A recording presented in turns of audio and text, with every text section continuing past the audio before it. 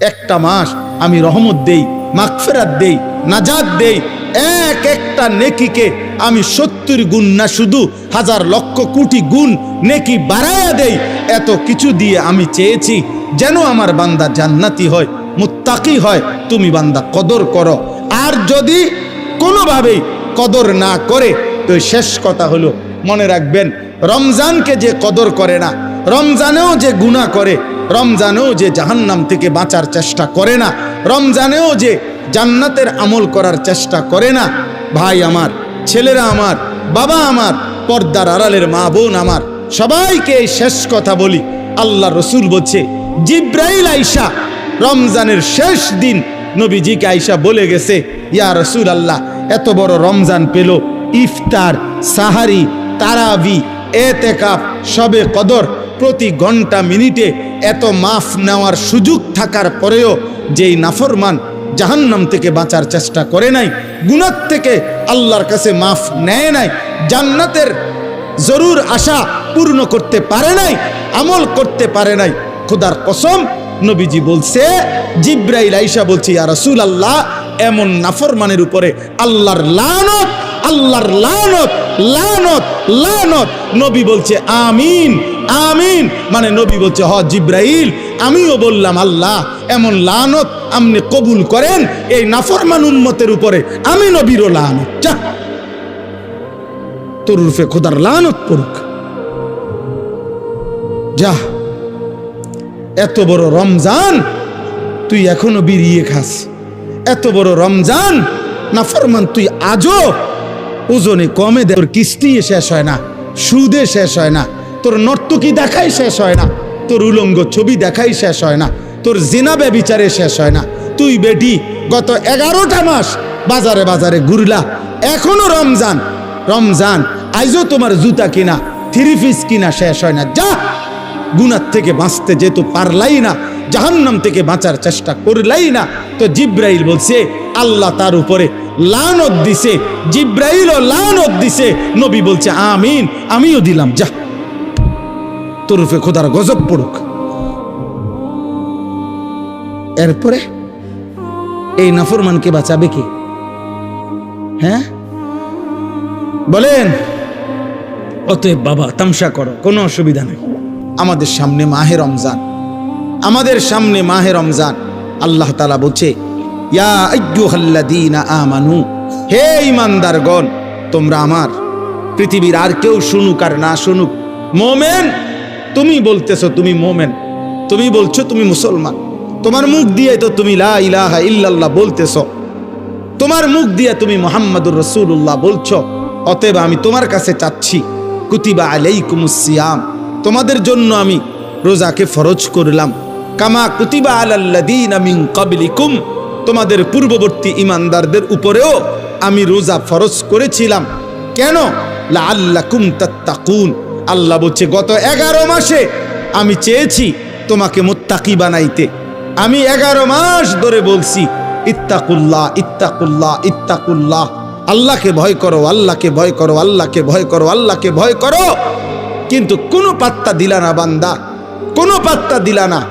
ঠিক আছে বান্দা, যাও, আমি আল্লাহ আবারও দয়া করে সব বাদ দিলাম, 11 মাস বাদ, যাও, একটা মাস মাত্র এবার, আইয়ামাম মাদুদাত, 30টা দিন গোনা গোনা, 30 দিন, 31 দিন হবে না, 32 দিন লাগবে না, 30 দিন, 30 দিন, কথা কথাই, প্রয়োজনে একদিন কমায় এলামু, 29 দিন, হয় 29 নয় সর্বোচ্চ 30, 30টা দিন তুমি রমজান পালন করবা, একটা গুনাহ করবা না, চুরি, ডাকাতি, জিনা, ব্যভিচার, মদ, জুয়া, অশ্লীলতা, বেহায়াপনা, অসভ্যতা, নোংরামি, বেপরদিগি, উলঙ্গতা, অসভ্যতা, হারাম উপার্জন করবা না। আর জিকির করবা, তিলাওয়াত করবা, রোজা রাখবা, ইফতার করবা, সাহারি খাবা, তারাবি পড়বা, শেষ দশকে এতেকাফ করবা, শবে কদর তালাশ করবা, প্রতিদিন কাঁদবা, দোয়া করবা, মুনাজাত করবা, একটা মাস গুনে গুনে আমার ইবাদত আমলে কাটাইবা, গুনাহ থেকে বেঁচে থাকবা। আল্লাহ বলেন, আমি 30 দিনেই তোমারে মুত্তাকি বানায়া জান্নাতি বানায়া দেব, লাআল্লাকুম তাত্তাকুন। আল্লাহ তাআলা বলছে, বান্দা কঠিন হবে না, কষ্ট হবে না, দেখো তুমি নিয়ত করলে পারবা। এখানে আছে ইউরিদুল্লাহু বিকুমুল ইউসরা ওয়ালা ইউরিদু বিকুমুল উসরা। আল্লাহ তাআলা বলে, বান্দা আমি যেমনে যেমনে রমজান সাজাইছি, রমজান, রোজা, ইফতার, সাহারি, তারাবি, এতেকাফ, শবে কদর, যেটা যেমনে সেটিং করছি, আল্লাহ বলে বান্দা বিশ্বাস করো আমি নিজে, আমি আল্লাহ খেয়াল রাখছি তোমার যেন সহজ হয়, কঠিন যেন না হয়। এইভাবে আমি আল্লাহ বিধানটা আমি নিজের হাতে সাজাইছি। ইউরিদুল্লাহু বিকুমুল ইউসরা, তোমার কঠিন হবে না, তোমার কঠিন হবে না। আমি জানি তোমার ভিতর বাহির, তোমার শরীরের যোগ্যতা কদ্দুর, এ তো আমি দিছি বান্দা। তোমার শরীর স্বাস্থ্য, তোমার জীবন যৌবন আমি দিছি। তুমি অসুস্থ প্রচন্ড, কোনোভাবেই তুমি পারবা না, তো ঠিক আছে, ফামান কানা মিনকুম মারিদান, তুমি যদি প্রচন্ড অসুস্থ হও, যে অসুস্থতা রোগ বেড়ে যাবে রোজা রাখলে, তো ঠিক আছে, যখন সুস্থ হও তখন তুমি কাজা করে নিও। আল্লাহ বলছে লম্বা পথ সফর করবা, তোমার কষ্ট হবে, মুসাফির, ঠিক আছে, তুমি ওই সময় রোজা ছেড়ে দিও, অন্য সময়ে যখন বাড়িতে থাকবা কাজা করে নিও। তুমি যদি একেবারে বৃদ্ধ দুর্বল হও, যে আর কোনোদিন সবল সুস্থ রোজা রাখার মতো যোগ্যতা তোমার ধারণা আর কোনোদিন হবে না, তো আল্লাহ বলেন অসুবিধা নাই, যাও ফিদিয়াতুন তুআমু মিসকিন, প্রত্যেক রোজার বিনিময়ে এক সাদকায়ে ফিতির, রমজানে যে ফিতরা দেন এই ফিতরা পরিমাণ একজন মিসকিনকে খাবার বা সমপরিমাণ মূল্য তুমি দিয়ে দাও। আল্লাহ বলেন সব রকমের সুযোগ রাখছি। প্রচন্ড দুর্বল হলে কি করবা, মুসাফির হইলে কি করবা, একেবারে বৃদ্ধ হইলে কি করবা, এইভাবে গর্ভস্থিত নারী যার গর্ভে বাচ্চা আছে তার জন্য কি করতে হবে, আল্লাহ তাআলা বলেন আলাদা আলাদা করে বলছি, কঠিন কিছু বলি নাই। সন্ধ্যা থেকে নিয়ে সুবহে সাদিক পর্যন্ত খাও, পান করো, স্বামী স্ত্রী মিলামেশা করো, সুবহে সাদিক থেকে সূর্যাস্ত পর্যন্ত শুধু এইটুকু সময় খাদ্য খাবার থেকে বিরত থাকো। শেষ দশক এতেকাফের চেষ্টা করো, বেজর রাত্রিগুলো সবে কদর তালাশ করো, গুনাহ কইরো না। বাজারে তো সারা বছরই যাইতে পারবা, কাপড় লুঙ্গি শার্ট শাড়ি থ্রি পিস জুতা এ তো সারা বছরই কিনতে পারবা। একটা মাস আমি রহমত দেই, মাগফিরাত দেই, নাজাত দেই, এক একটা নেকিকে আমি 70 গুণ না শুধু হাজার লক্ষ কোটি গুণ নেকি বাড়ায়া দেই। এত কিছু দিয়ে আমি চেয়েছি যেন আমার বান্দা জান্নাতি হয়, মুত্তাকি হয়। তুমি বান্দা কদর করো, আর যদি কোনোভাবেই কদর না করে তো শেষ কথা হলো মনে রাখবেন, রমজানকে যে কদর করে না, রমজানেও যে গুনাহ করে, রমজানেও যে জাহান্নাম থেকে বাঁচার চেষ্টা করে না, রমজানেও যে জান্নাতের আমল করার চেষ্টা করে না, ভাই আমার, ছেলেরা আমার, বাবা আমার, পর্দার আড়ালের মা বোন আমার, সবাইকে এই শেষ কথা বলি। আল্লাহ রসুল বলছে জিব্রাইল আইসা রমজানের শেষ দিন নবীজিকে আইসা বলে গেছে, ইয়া রসুল আল্লাহ এত বড় রমজান পেল, ইফতার, সাহারি, তারাবি, এতেকাফ, শবে কদর, প্রতি ঘন্টা মিনিটে এত মাফ নেওয়ার সুযোগ থাকার পরেও যেই নাফরমান জাহান্নাম থেকে বাঁচার চেষ্টা করে নাই, গুনাহ থেকে আল্লাহর কাছে মাফ নেয় নাই, জান্নাতের জরুর আশা পূর্ণ করতে পারে নাই, আমল করতে পারে নাই, খোদার কসম নবীজি বলছে, জিব্রাইল আইসা বলছে ইয়া রাসূলুল্লাহ এমন নাফরমানের উপরে আল্লাহর লানত, আল্লাহর লানত, লানত, লানত। নবী বলছে আমিন, আমিন, মানে নবী বলছে হ জিব্রাইল আমিও বললাম আল্লাহ এমন লানত আপনি কবুল করেন এই নাফরমান উম্মতের উপরে, আমি নবীরও লানত, যা তোর রূপে খোদার লানত পড়ুক, যা। এত বড় রমজান তুই এখনো বিড়িয়ে খাস, এত বড় রমজান নাফরমান তুই আজও ওজনে কমে দে, তোর কিস্তি শেষ হয় না, সুদে শেষ হয় না, তোর নর্তকী দেখাই শেষ হয় না, তোর উলঙ্গ ছবি দেখাই শেষ হয় না, তোর জিনা ব্যভিচারে শেষ হয় না। তুই বেটি গত 11টা মাস বাজারে বাজারে ঘুরলা, এখনো রমজান, রমজান আইজও তোমার জুতা কিনা থ্রি পিস কিনা শেষ হয় না, যা। গুনাহ থেকে বাঁচতে যেহেতু পারলাই না, জাহান্নাম থেকে বাঁচার চেষ্টা করলাই না, তো জিব্রাইল বলছে আল্লাহ তার উপরে লানত দিছে, জিব্রাইলও লানত দিছে, নবী বলছে আমিন, আমিও দিলাম, যা তোর উপরে খোদার গজব পড়ুক। এরপরে এই নাফরমানকে বাঁচাবে কে? হ্যাঁ, বলেন? অতএব বাবা তামসা করো, কোনো অসুবিধা নেই। এ কথা শেষ আমার। মনে রাখো, হাসি কান্না, আনন্দ বেদনা, সুখ দুঃখ, আনুগত্য অবাধ্য, ঈমান কুফর, কোনো কিছুতেই পৃথিবী থামে না, তুমিও থামতা না, একদিন কবরেই চলে যাইত। হাসলেও কাঁদলেও, সুখে থাকলেও দুঃখে থাকলেও, ইমানদার হইলেও নাফরমান হইলেও, আনুগত্য থাকলেও আনুগত্য না থাকলেও, সেজদা দিলেও মোর মৃত্যু হবে, সেজদা না দিলেও মৃত্যু হবে। সেজদা দিতে দিতে আব্দুল কাদের জিলানী হইলেও মৃত্যু হবে, নাফরমানি করতে করতে ফেরাউন নমরুদ হইলেও কি হবে? খালাস, অসুবিধা নাই, কোনো অসুবিধা নাই। চলো ভাই, কারো জন্য পৃথিবী থামে না। আমাদের কারো মৃত্যুতে, আমাদের কারো জন্মে সেকেন্ড, ঘন্টা, মিনিট, এক সেকেন্ড থামে না। সময়ের গতি থামে? কথা বলে না। পৃথিবী থামে কারো জন্য? না না। কোনো ক্ষমতাধরের মৃত্যু আর কোনো ফকিরের মৃত্যু, সময়ের কাছে সবাই বরাবর। সময় বলে আমি চলছি তো চলছি, কে মরলো, কে জিতলো, কে হারলো, কে জন্ম নিল, আমার তো সময়।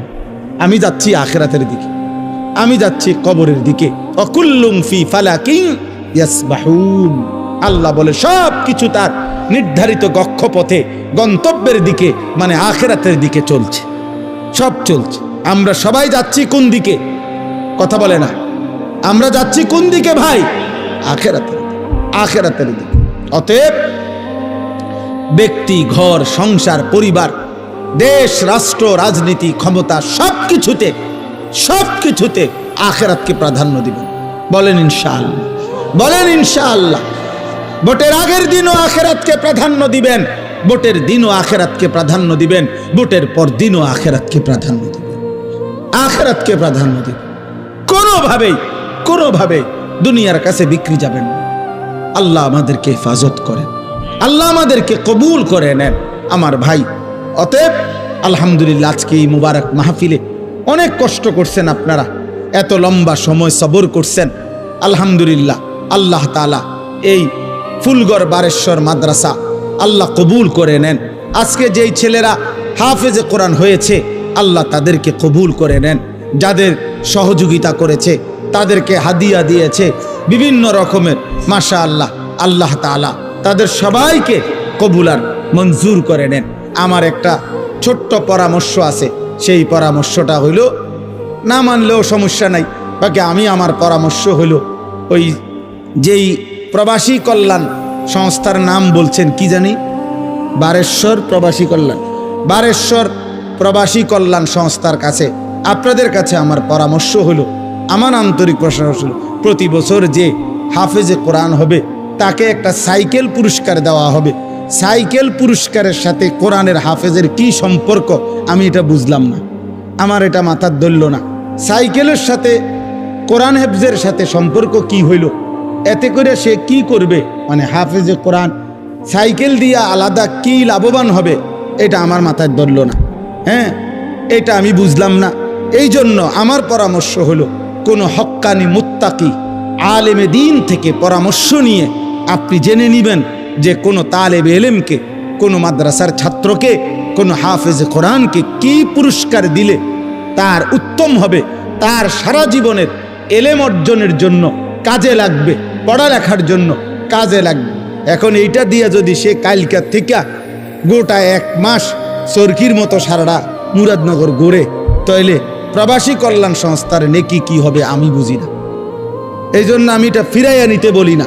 আমি এবার তো দিছেন আলহামদুলিল্লাহ, কিন্তু উনি বলছেন প্রতি বছরেই একটা সাইকেল দিবে না। পৃথিবী যদি সবাই আপনার যেই সম্ভাবনা দেখা দিছে বাংলাদেশে, যেই প্রতিশ্রুতি এইবার নির্বাচনকে সামনে রেখে, আমি তো ধারণা করতেছি 13 তারিখ যেই জিতক 12 তারিখ প্রত্যেকের হেলিকপ্টার দিবে। বুঝেন নাই কথাটা? তাইলে তখন তার সাইকেল কাজে লাগতো না। এই জন্য তালেবে এলেম, এটা নিরুৎসাহিত করছি না, আপনারা পুরস্কার দিবেন, হাদিয়া দিবেন, কিন্তু আলেমে দিন থেকে মশওয়ারা করে দিবেন। অর্থাৎ যেন ওই বাচ্চার আজীবন তার এলেমের কাজে লাগে, পড়ালেখার।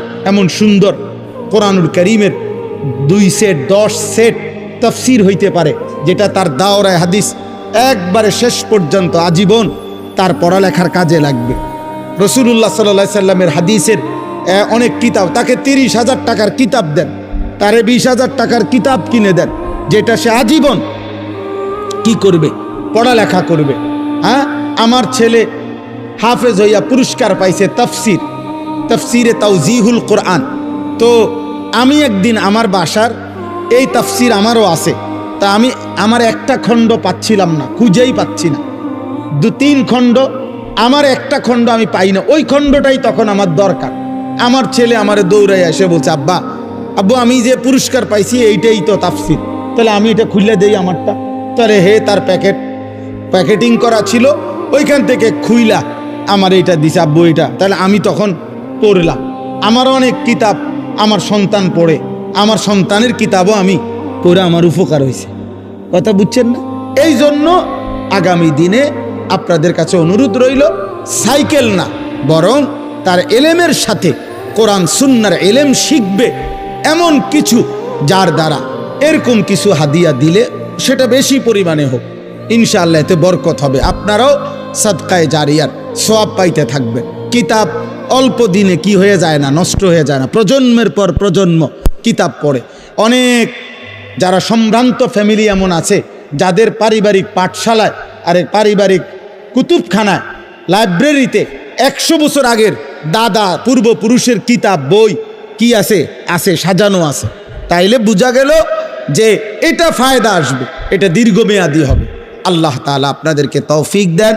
এই মাদ্রাসার সাথে যার যত সম্পৃক্ততা আছে আল্লাহ কবুল করেন। আল্লাহ আজকের এই মেহমান উপস্থিতি সবাইকে কবুল করেন, বিশেষ করে আমার প্রিয় বন্ধু মাওলানা সিরাজুল ইসলাম ভাইকেও আল্লাহ তাআলা ভরপুর কবুল করেন। ছোটবেলার আমরা ছাত্র জীবনের দোস্ত ছিল, আজ অনেক দিন পরে দেখা হয়েছে। আল্লাহ তাআলা তাকে সুস্থতার সাথে আফিয়তের সাথে মানুষের কল্যাণে খেদমত করার তৌফিক দান করেন, আমিন। পবিত্র কোরআনুল কারীমের 2 নম্বর পারা, 2 নম্বর সূরা, সূরাটির নাম সূরায়ে বাকারা। এই সূরার 183 নম্বর আয়াত আমি তেলাওয়াত করেছি। এই ছেলে, তোমার কি সমস্যা বাবা? আরে এদিকে ফিরো, তুমি ওইদিকে ফিরে বসো। 183 নম্বর আয়াত সূরায়ে বাকারার। এই আয়াতটি আমি তেলাওয়াত করেছি মাহে রমজানকে সামনে রেখে। পবিত্র কোরআনুল কারীমের সূরায়ে বাকারার এখানে 5টা আয়াত, 183 থেকে 187, 183, 84, 85, 86, 87, এই মোট 5টি আয়াতে রমজান, রোজা এবং রমজানের সাথে প্রাসঙ্গিক শরীয়তের বিধিবিধান, আল্লাহর বিধিবিধান আল্লাহ তাআলা বিস্তারিত এখানে উল্লেখ করেছেন। আমাদের প্রিয় নবী সাল্লাল্লাহু আলাইহি ওয়াসাল্লামের একটা মোবারক কথা বলো না আব্বা, কথা বলো না। ছেলেরা তোমরা একজন আরেকজনকে বুঝায় বলো, ভাই কথা বলতে দিও না, যে কোনোভাবে কথা থামে না তারা বাইর করে দাও, বাইরে ছেড়ে দিয়ে আসো, ধরে আলগি দিয়ে 4 জনে ধরে। আমি ব্যক্তিগতভাবে কোনো প্রার্থী না, আমার কোনো ভোটে কোনো আমি প্রার্থী না, অতএব আমি আগের থেকেই ব্যাপক জনসমর্থন কখনোই প্রত্যাশা করি না, কারণ আমি তো আর ভোটে দাঁড়াইছি না, কাজে আমি এত অনেক জনসমর্থন আমার দরকার এমন কিছু না। আমি একটা দিল থেকে সবসময় ভাবি আল্লাহর কথা একজনকে বললেও নেকি হয়, তা আর আমার নেকি দরকার, তো সেটা অল্প মানুষকে বললেও সমস্যা কি। কিন্তু গাফেল মানুষ, ফালতু মানুষ, অমনোযোগী মানুষকে 1000 বছর বললেও লাভ হয় না। যেই কলস উল্টানো, যেই জগ উল্টানো, উল্টানো কলসিতে 1 সাগর পানি ঢাললেও এটা কোনোদিন পুরবে না, কারণ এটা তো কলসটা কি উল্টানো। নবী সাল্লাল্লাহু আলাইহি ওয়াসাল্লাম এটা হাদিসে বলছেন, কিছু মানুষের অন্তর উল্টানো কলসির মতো, কালকুজে মিরবাদান, উল্টানো কলসির মতো। নবীজি সাল্লাল্লাহু আলাইহি সাল্লাম বলছেন, মানে কলস উল্টানো, দিলটাও উল্টানো। এবং নবীজি বলছেন শুধু উল্টানো কলস না, বরং কলসির উল্টা পিঠে আলকাতরা দিয়া মাইখা দিছে, যাতে করে এক ফোঁটা পানিও না জমে, পিছলা হয়। তো নবীজি সাল্লাল্লাহু আলাইহি সাল্লাম বলেছেন, কিছু নাফরমানের অন্তর আল্লাহর অবাধ্যতা করতে করতে তার দিল উল্টে যায়। ফলে একটা সময় হয় এমন, লা ইয়ারিফু মারুফান ওয়ালা ইউনকিরু মুনকার, তখন আর কখনোই পরবর্তীতে আল্লাহর গজব যখন হয়, তখন আর কখনোই তার ওই উল্টা অন্তরে কোনো নেক কাজকে নেক কাজ মনে হয় না, কোনো গুনার কাজকে গুনাই মনে হয়। এটা মানুষের জীবনের সবচেয়ে বড় দুর্ভাগ্য। কারণ এটুকু অনুভূতি যদি কারো চলে যায়, তো তার জীবনে আর কিছু থাকে না। কম বেশি ভুল, পাপ, দোষ, ত্রুটি আমাদের সবার আছে, হুজুরেরও, পাবলিকেরও, ফির সাহেবেরও, মুরিদ সাহেবেরও। কিন্তু বিষয়টা হলো অনুভূতি থাকা, নিজের বিবেক বোধ কাজ করে, আত্ম অনুভূতি আছে যে না, কাজটা আমি ঠিক করিনি, এটা উচিত হলো না, এটা আমার জন্য আল্লাহ তাআলার নিষেধ, এটা আমার জন্য আদেশ। এই যে এই বিবেক বোধ, পার্থক্য শক্তি, এটা যদি কমপক্ষে থাকে তো নেয়ামত, ধীরে ধীরে লোকটা বদলায়। কিন্তু 30 বছর 40 বছর ধরে প্রতিদিন এক তালে মিথ্যা কথা বলতেছে, এটা কোন ধরনের পাপ দেন? এক নিয়মে, এক ঢঙ্গে মিথ্যাই বলতেছে। আজকে 40 বছর ধরে সুদ খায়, এটা কেমন সুদ করে? আজকে 60 বছর ধরে প্রতিদিন গালি দেয় এক তালে, এটা বেটার কথা বললেই নিয়ম গালিলেন। এক হাতে সিগারেট খাইতেছে, মুখে অকথ্য গালিগালাজ করতেছে, সামনে রঙিন টেলিভিশনে নাচ গান চলতেছে। মানে এটা যে গুনাহ, বছরের পর বছর তার বিবেকের মধ্যে এতটুকু অনুভূতিও নেই। এটা অনেক বড় লানত, অভিশাপ। এটা অনেক বড় দুর্ভাগ্য, বদনসিব, যে দিনের পর দিন, মাসের পর মাস গুনার পর গুনাহ, কিন্তু তার কখনো এটা অনুভূতিও হয় না, তার অনুভূতিও হয় না, তার শরীরে কোনো সৌদে নাই। ওই যে সর্দি মারাত্মক হইলে ঘ্রাণ শক্তি কমে যায়, তখন তার আর নাকে সুদ থাকে না। এই গুনাহ আর নাফরমানি যখন বেড়ে যায়, তো ধীরে ধীরে মানুষের উপরে যে মুসিবতটা আসে, সেটা হলো আল্লাহর পক্ষ থেকে যেই আযাব আসে, সেই আযাব হলো আল্লাহ তাকে